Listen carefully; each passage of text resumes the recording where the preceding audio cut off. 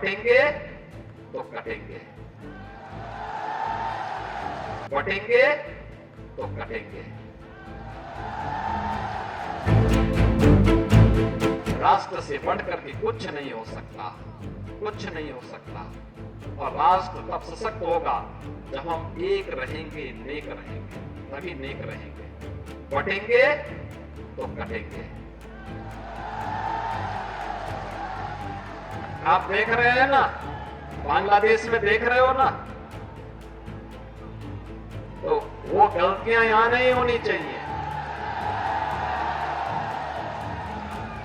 बटेंगे तो कटेंगे,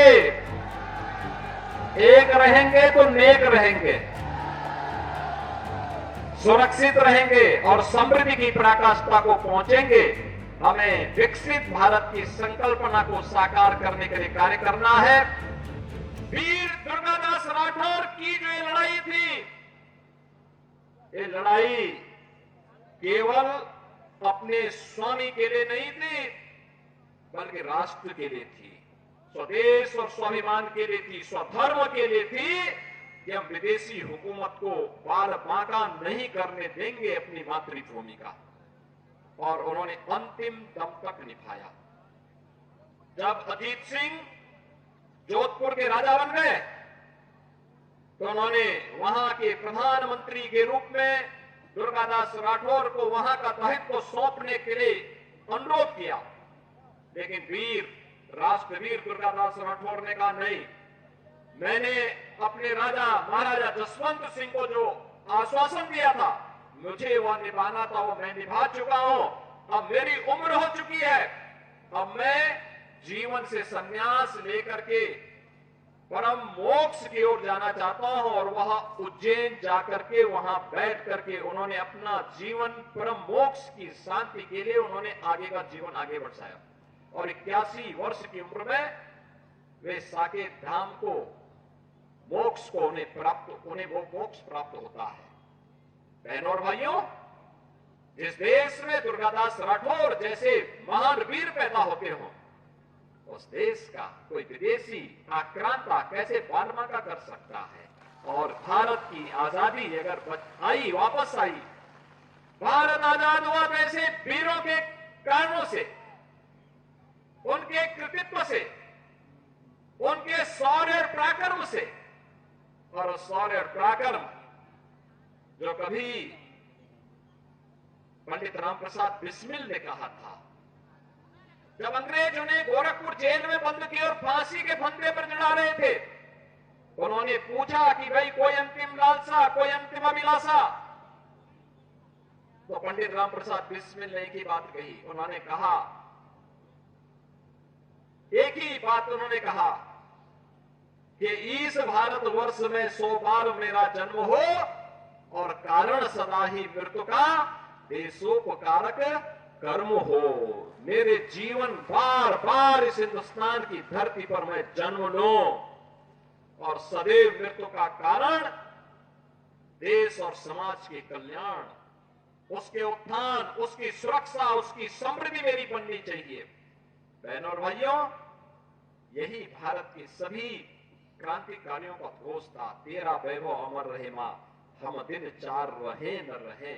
और आज भी जब प्रधानमंत्री मोदी जी ने देशवासियों के सामने 2047 तक भारत को दुनिया की सबसे बड़ी ताकत के रूप में स्थापित करने का एक विजन दिया है, विकसित भारत का एक संकल्प दिया है, हम सबका दायित्व बनता है प्रधानमंत्री मोदी जी के उस संकल्प के साथ प्राण से जुड़ करके हम भारत को विकसित भारत बनाने की दिशा में कार्य करें। आगरा ब्रजभूमि का एक महत्वपूर्ण स्थल है। यहां के रज में, यहां के कण में कृष्ण कन्हैया का वास देखा गया है, माना गया है। राधा और कृष्ण यहां की हरेक कण में रस्ती बसती है। यहां कला है, यहां विश्वास है, यहां आस्था है, यहां समर्पण है।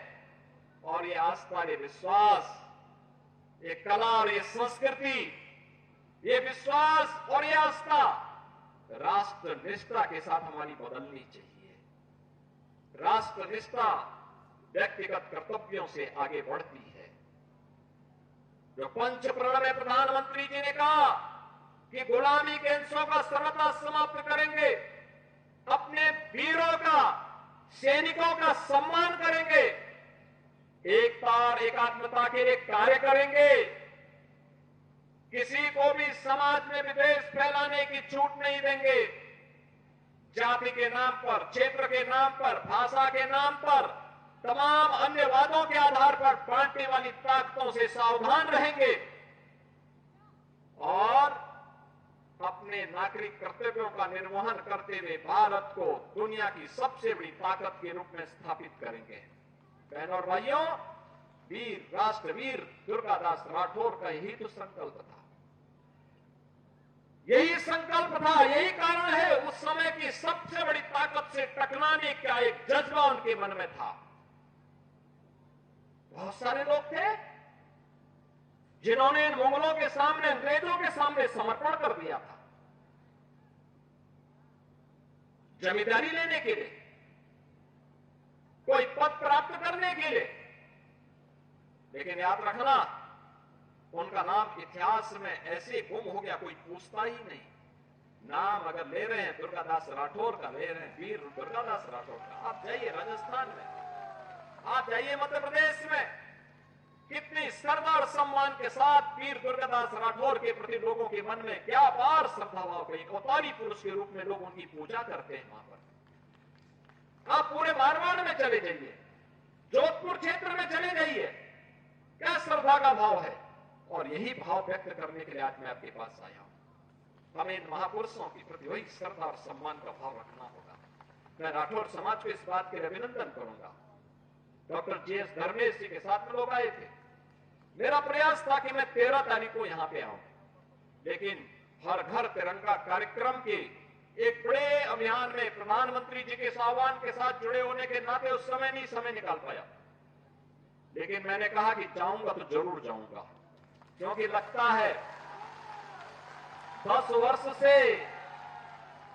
वर्ष से यह मूर्ति मेरा ही इंतजार कर रही थी।